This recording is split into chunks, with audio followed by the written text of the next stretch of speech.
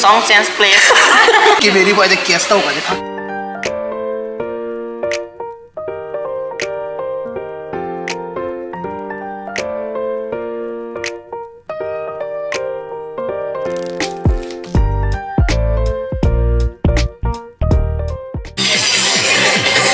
Yes, yes, yes, like that, yes. Ikai bahagi singli tat kharbani masada ki. Ibom sa lepo. Hello guys, welcome back. Aise hayeng amuka Hyderabad amuka chatoi ne boko hadi kiki sule hauri dana ko am khuina budi lai tham atro ka lai dabdi na te ani hum adan lai ka da bane abuda aidi dum numi khudingi Rohit hoi Martina hoi Markip ki meri hoi ma ke hoi dum pun bani na hayeng dai mu matam khara mu kaina ni dana ko hadi yang kui ka da budi na te dui ta ka su dum numi khudingi dum pun na chamina dum lai mina bani na sum Lapna ni dana matam khara di adugi sum aina ngasi je akoi Rohit hadi Tonton Rohit Elias Tonton Martina Kimeri Michael akoi manga se Hotpot charu ge taw bane bako ado dum su yam puning bane ado dum di ngahan mama ga mapa ga moi hum taraga Guwahati da chatkhi bako chakhi aduduna ubudo yatre dana laitramina aduga ai hayeng chakhi da su thengna roi ai chakha na moi halak toine bako aduduna thengna roi ubudi yam puning bane du upai lete ado Hotpot da chatlu doine andune ado lotion badi loina loire aduga ai se kahani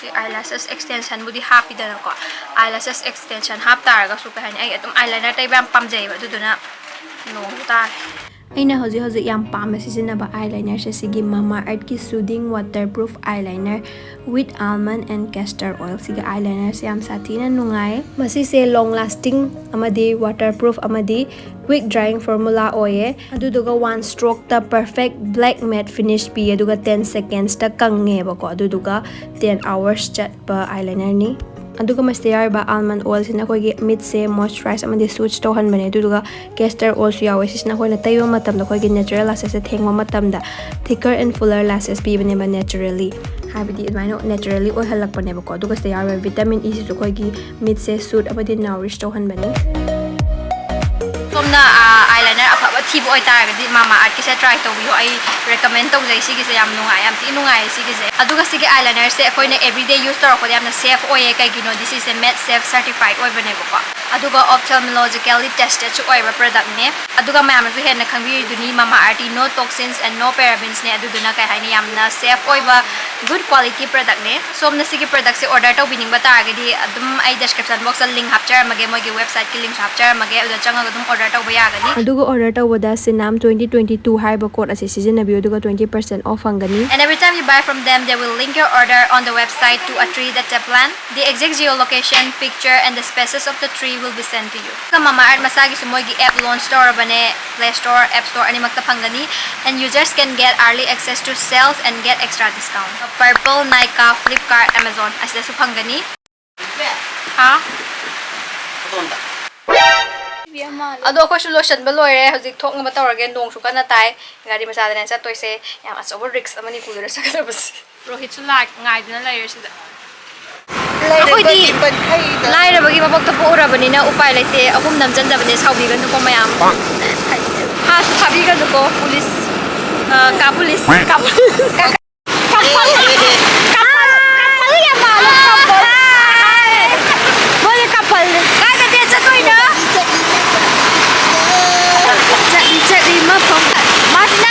looking good. Oh. Yore. Aji ko phun yore. Naga. Move. Ale tu. Ni to we gari de poi jai la. Aku orang mesti tahu ni ya. Ni sini tahu lah. Ni ada. Mana? Aku se ahan kai cari ni se khalo Ai kan ni sih. oi khana la ma tung da last ai na ma sang Ai kan dia siapa? oi ja khana la ma tung da last ai noi na khan ni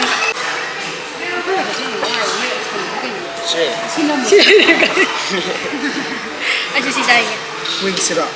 Sige spicy chicken wings amma aduga Orang juga boleh tercari sige shrimp sushi ja ani aduga ice tea amma ani mama Mako ice tea mari aduga cold coffee Martina hoji makong ko lại đó con cho lại Song sense place.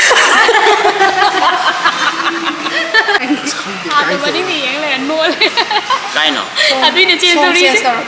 Oh, thank you. Pai ko daw. Oh, Family restaurant. Okay, okay. Sida makan material ya sapot. Langan Siyahan since the best starters. namani. Sina ki Mary Instagram, sina ki Instagram sida dum changa yeng bi ya ga ni jago. Sina yu kupa. Si Michael ki Instagram sida thokan jaram ge. Martin ki Instagram sida thokan jaram ge. Rohit ki Instagram sida thokan jaram. ꯑꯗꯨ ꯃꯌꯥꯝꯅ ꯈꯪꯕꯤꯒꯗꯕ ꯃꯥꯒꯤ ꯏꯟꯁꯇꯥꯒꯤ ꯁꯛꯀ ꯁꯤꯒꯤ ꯁꯛꯀ ꯈꯦꯠꯅꯒꯅꯤ ꯁꯛꯁꯤ ꯌꯥꯝꯅ difference ꯑꯣꯏꯒꯅꯤꯀꯣ Kimeri boy the guest tau gani phagi Dai guest tau I na super ko high video ꯌꯥꯝ flat ꯑꯣꯏꯒꯅꯤ no ga I FIR pal Ako si ai lai jide.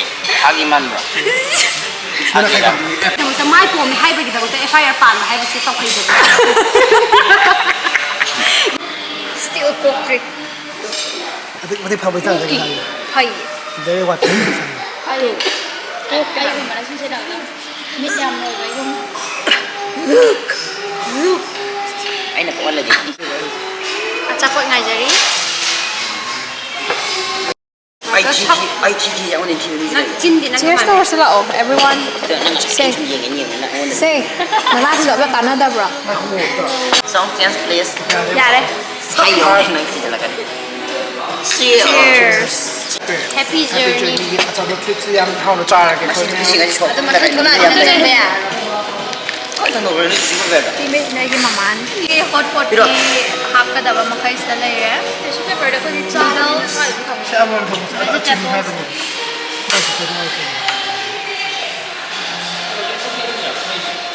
Ha? Ah, pikani. ko thau Tomato capture ko. radish Ay na thong sa ba. Carrot. carrot Ah! Kuji haram de. Adu ko sino mataka chai. aso mun ga Sina tofu ni.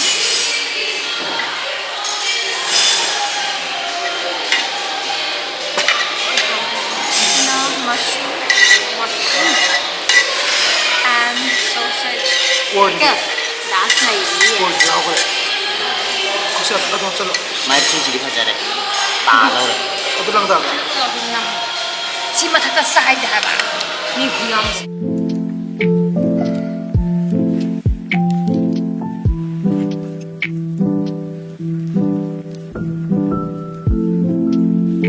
Yaya hukki.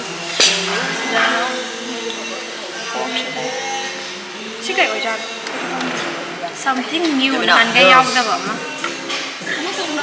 broccoli ngong tau man mi che sai first ako da Nang ya kan. 멋쟁이를 좋아하는 렌토과 안에 Ako ya sa. 통화는 자주 뭐야. Pakawala yo. 한 여전에 달랐네. Siya mo ay. Kino sa tashi ba. Nay ba mo to ko Ito sa. sa tondro ya. Ratatouille vale ratatouille. wala sa kasi Loy ha ko na hapa. Tiya sa udan. Ay, wala. Vegetable bowl.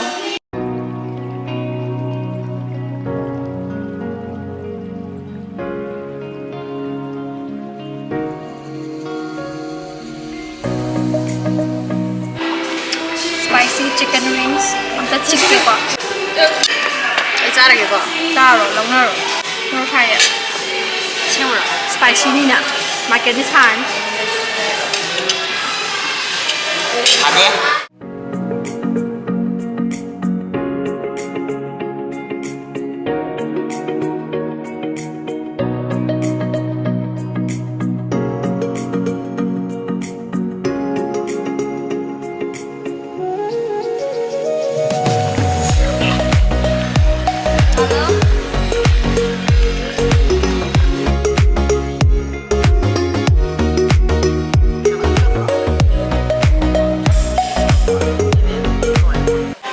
마켓 커피로라 Kabay jam nuway ko. 샀어 Ano nga sa kailan inis tayo ko. Sabi niya. 가자 Nanggini. Mahi kitang lawzage. Lawzage. Mahi kitang lawzage. Yam natte kitang.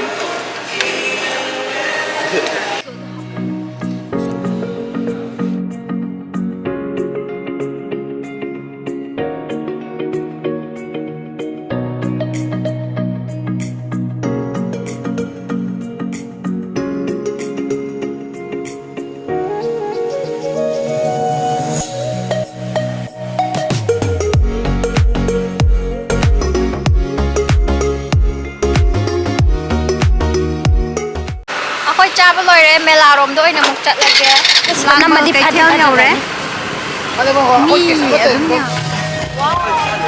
Very beautiful. ontro Sino may siya? May post niya. Sisi biyo na pala pa yung ticket. Martina Ano ko din siya? nice Patahong. 집에 포도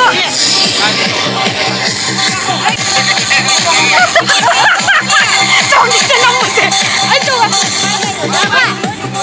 잘해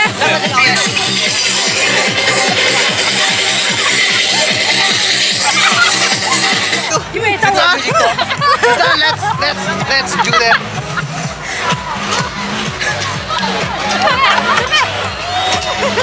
니카를 깨워 니카를 시동우지 Ay, si Tony niya, I want to do that, yeah. Ako next. Ay, si Tony niya, sige, sige. 아 이러시냐 아 이거 시동이네 Ito, gusto ko. 저슬라고 거야 Sisi ka rito, sisi, pre, hanggang tira. 하이닷바네 나나 Tungo sila.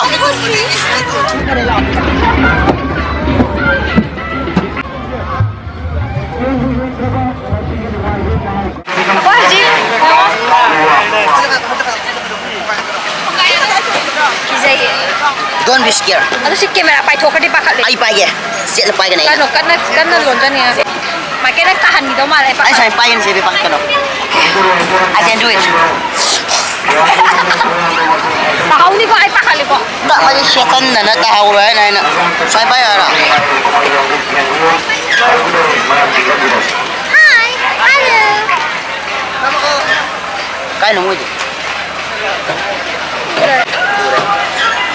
Ini itu video saya.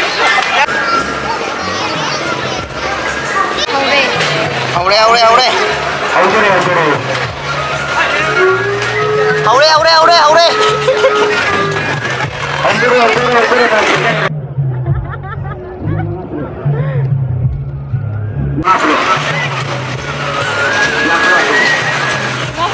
Bukan kau bikaran kalian.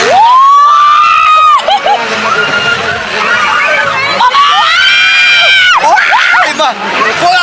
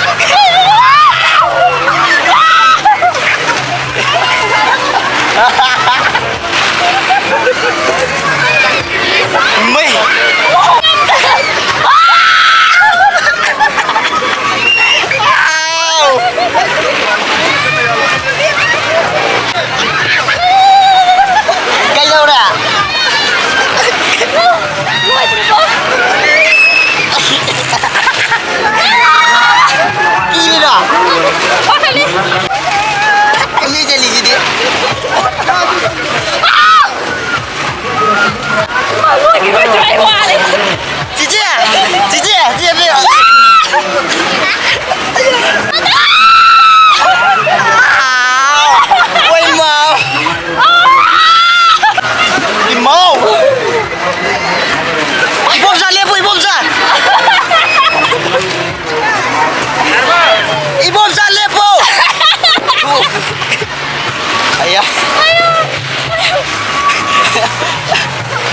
Eda! Hindi pa ba? Kung ako ba? Imay pila! Why?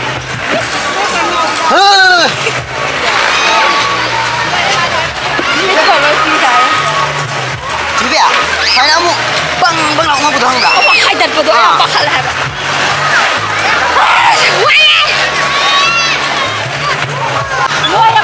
Sige ba? Bang lahat na. Hindi ka daw eh. Sige lang.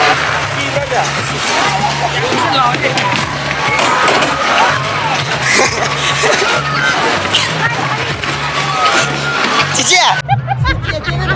Noi tribo!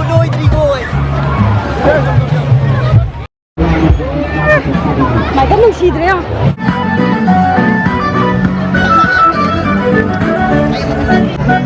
The next video number is...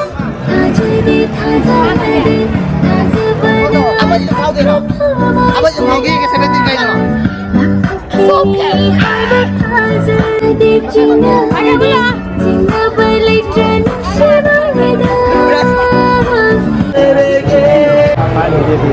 Lột ra tị.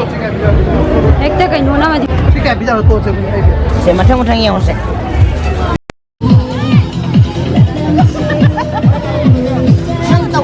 Dale. Sen que se. Namo. Ay, se diga que Yes, yung video. Yes! Sama ila sa ito. Yes! Like that, yes! No, it's very low. This way, in moment. Ito yan. Action! 1, 2, 3. One, go! Yes! Sunod ka na, Bidi. Yes! Ikay, mahabig yung singlita that curve ni masada ki. Action!